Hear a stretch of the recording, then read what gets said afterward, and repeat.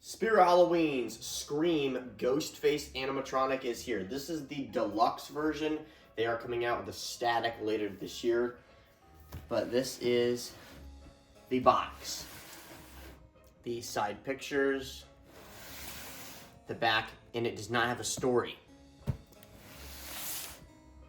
The other side. And right here, this is something cool that we don't see. It includes interchangeable mask and knife. We will showcase them in a minute. But it looks like one has blood on it and the other probably doesn't. Same thing with the face, blood, this one doesn't. Might be part of their child-friendly stuff, but I'm gonna just unbox this guy. Comes with the pull-out tray. And it makes that really cool noise. We'll start with one of the heads. Now this is pretty creepy.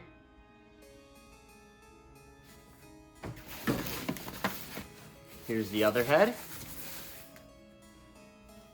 Let's get a side-by-side of these.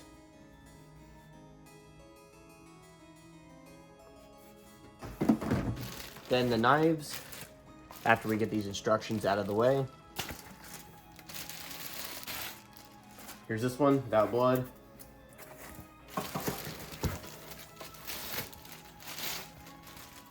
Here's the one with blood. Once again, a comparison. This is more like a machete and it's way longer than the knife. Then we got zip ties. This, I'm guessing, is a leg pull. Bag of clothing. One shoe, and it has a slit on the back. This one appears to be the same thing. Yep, same. Then the mechanism. Normally the shoulder piece is always clear. This is black. Here's the rest of the mechanism with a control box that has this piece on it which protects the volume knob. These are very fragile, so that's great. There's a spring right here. I don't know if this is supposed to be connected to something or not. That might be part of the setup. Another leg. I think this guy is made by Party Time, based off of what I've seen here. Here is the regular other hand. This one's not interchangeable, and it doesn't need to be. So just a black glove. The hip loop.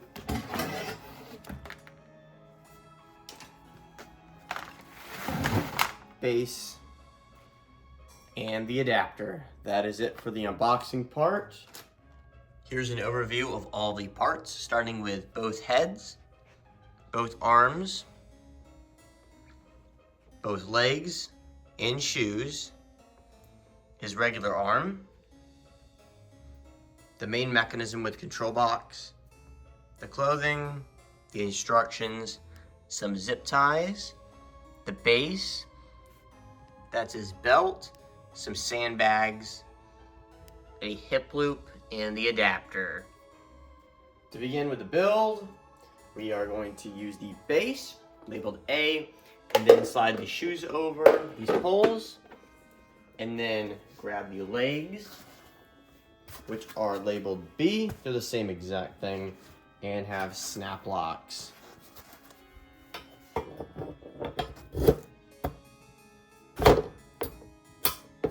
Same thing on this side. Now for the main mechanism and hip loop. It's easier to put the hip loop on before you connect the main mechanism to the legs.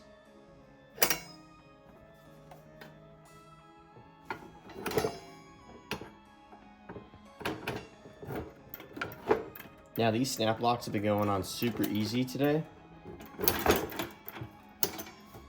Just like that. Something to note about this mechanism is that the zip tie needs to be cut. I recommend saving this piece for when you put it back in the box. And then This spring that was hanging down earlier is going to go up into this little hole, just like that. For the clothing, just gonna toss this over.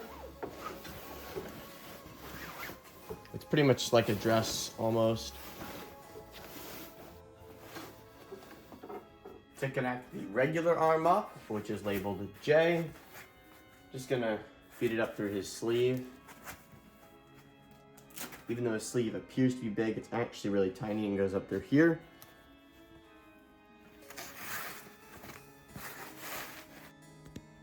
Back down here, there is 2 pieces of Velcro on the clothing that you get connected together, just like that, and pointed down.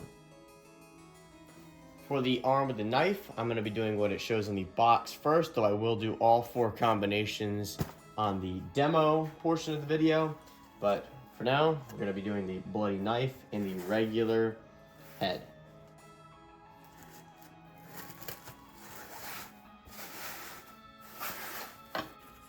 Get the fork connector in just like that.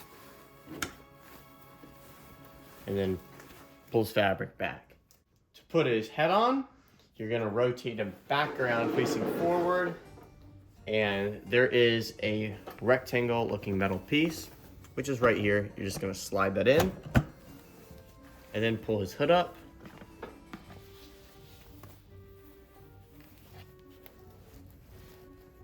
And there is Velcro on each side. This is what the black piece of fabric on his head is. So something like this.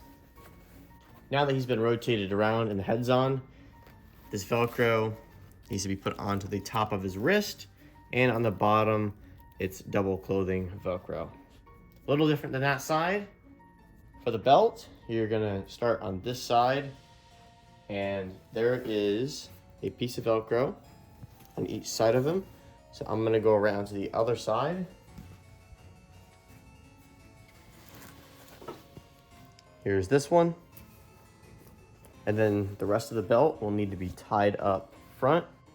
On the back, you gotta connect one wire, which is the IR sensor, and then Velcro this up. And that is it. On to the demo. When Ghostface is initially activated, his head starts to tilt to the right side. That is not part of him resetting. That's what happens when he detects motion and then he does an activation. It's not a resetting thing. It's a little weird, but it's really cool. Did you miss me?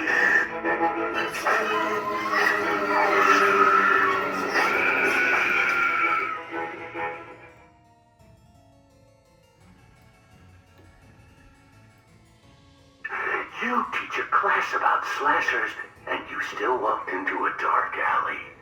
Alone.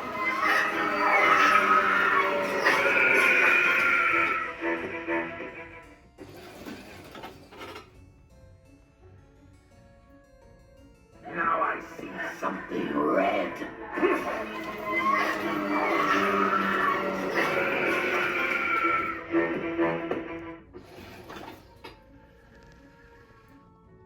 Strange that you and I have never spoken on the phone.